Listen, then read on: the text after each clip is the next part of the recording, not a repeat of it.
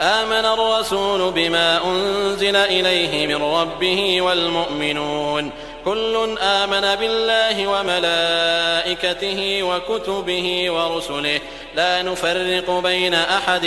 من رسله وقالوا سمعنا وأطعنا غفرانك ربنا وإليك المصير. لا يكلف الله نفسا إلا وسعها لها ما كسبت وعليها ما اكتسبت ربنا لا تؤاخذنا إن نسينا أو أخطأنا ربنا ولا تحمل علينا إصرا كما حملته على الذين من قبلنا ربنا ولا تحملنا ما لا طاقة لنا به واعف عنا واغفر لنا وارحمنا أنت مولانا فانصرنا على القوم الكافرين.